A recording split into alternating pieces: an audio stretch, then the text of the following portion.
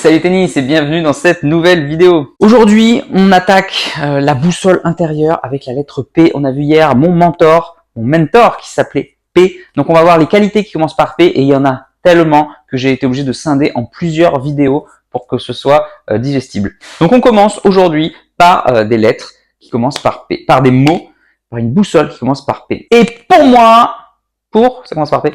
Le plus important, c'est le plaisir. Et oui, vous savez que c'est sur ma chaîne, je dis toujours, progressez et faites-vous plaisir. Tiens, comme par hasard, ces deux mots qui commencent par P. Donc pour moi, le plaisir est tout simplement au-dessus de tout. C'est la chose ultime à faire. Alors attention, je ne parle pas de quelque chose de manière hédoniste, où on se fait plaisir sans conscience, vraiment sans réfléchir, etc.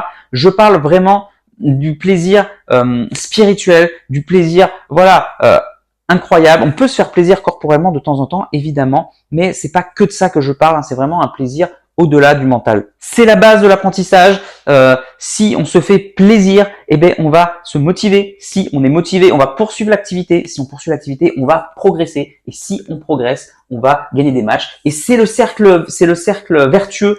On est motivé, on progresse, on est motivé, etc. Et ainsi de suite. Et c'est génial. Et à la fin, on finit, peu importe qu'on échoue ou pas, on a des objectifs et tout, même si on échoue, c'est le kilomètre zéro qui compte, c'est le processus.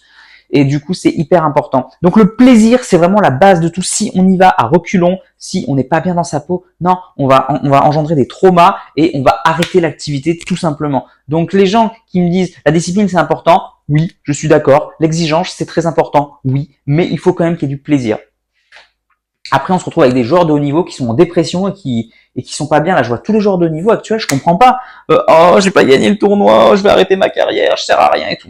Et le plaisir alors dans tout ça. Donc bref, en prépa mentale, pour moi, c'est vraiment mon dada, c'est vraiment le plaisir en priorité, le truc absolu à garder en tête. Évidemment, comme je vous l'ai dit, il y a progresser, le processus. C'est vraiment les deux créneaux de ma chaîne. Allez jouer au tennis, progressez, faites-vous plaisir.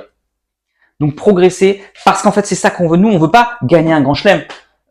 C'est cool de gagner un grand chelem en vrai, mais pas forcément ou pas. Le but, c'est d'aller au maximum de ses capacités. Si on se donne à fond et qu'on atteint nos limites, on n'a pas de regrets, on est satisfait, peu importe la carrière qu'on a eue. Si par contre on ne se donne pas à fond et qu'on échoue parce qu'on n'a pas de plaisir et qu'on n'a pas progressé, là on a une petite frustration parce qu'on n'est pas allé au bout des choses.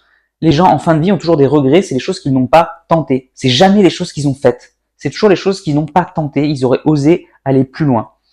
Donc le processus, c'est très important. J'adore ce livre, Kilomètre Zéro.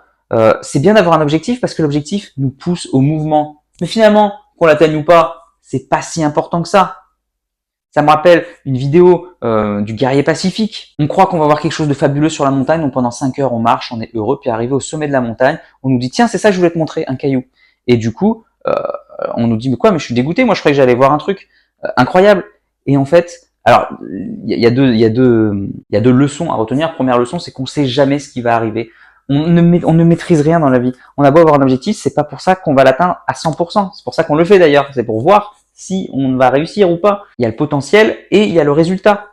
Donc on sait pas. On peut pas maîtriser ce qui va arriver. Nous, ce qu'on peut faire, c'est nous donner à 100% pour notre objectif. Et puis pendant 5 heures, même si on savait pas ce que c'était, c'est l'objectif qui nous a poussé à être heureux. Donc pendant 5 heures, on est heureux, on est en mouvement. Donc en fait, dès qu'on a atteint un objectif, on est quoi?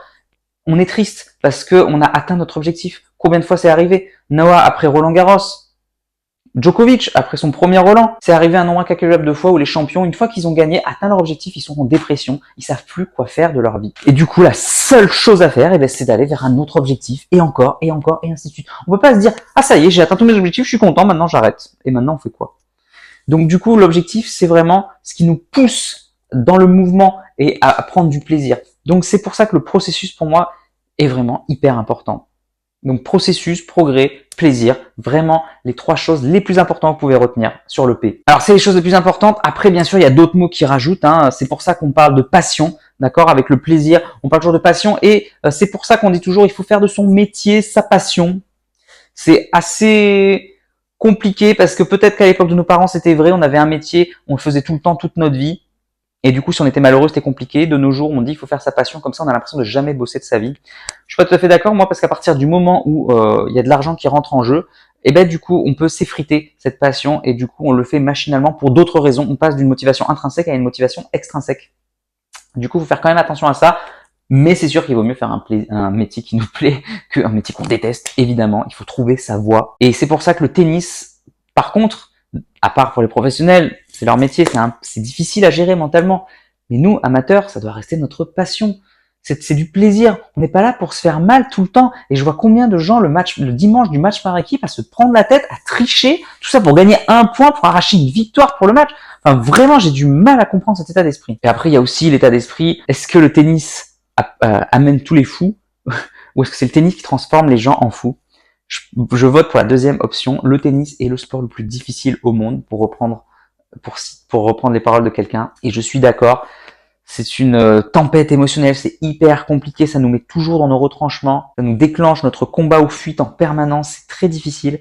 Et en même temps, je trouve que c'est la meilleure école de la vie. C'est la meilleure école de la vie. Si tu arrives à apprendre les leçons du tennis, tu es prêt pour tout dans ta vie.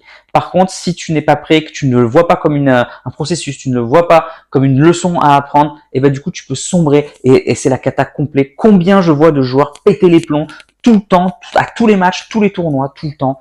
C'est impressionnant. Donc la passion. Et puis bien sûr, il faut profiter de l'instant présent, profiter de notre jeunesse, profiter de notre compétence physique. Bref, profiter de tout ce qu'on aime. Ça, on ne le fait pas assez. On ne voit que les défauts. Ah, il faudrait arriver à ça. J'ai tel défaut, il faudrait que je l'améliore. J'ai tel objectif. À peine je l'ai atteint, c'est bon, je passe à l'objectif suivant. C'est bon, je passe. Profitez, ralentissez. Donc le profiter est très important. Voilà les amis. Donc le P, votre boussole. Dans ma boussole prioritaire, il y a donc le plaisir. Profiter, la passion, progresser, le processus. Allez, essayez de le noter sur votre boussole intérieure si ça vous parle, si vous trouvez que c'est hyper important pour votre tennis. Et puis n'hésitez pas à me dire ce que vous en pensez dans les commentaires. En attendant, n'oubliez pas. Et puis bien sûr, s'il vous plaît, si la vidéo vous aime, cliquez sur j'aime, abonnez-vous, cliquez sur la cloche pour ne louper aucune des prochaines vidéos. À demain pour la prochaine vidéo. En attendant, n'oubliez pas, allez jouer au tennis, progressez et faites-vous plaisir. Ciao. Si tu es encore là, c'est que soit tu es très motivé, et dans ce cas-là, je te félicite, soit que tu aimes ce que je fais.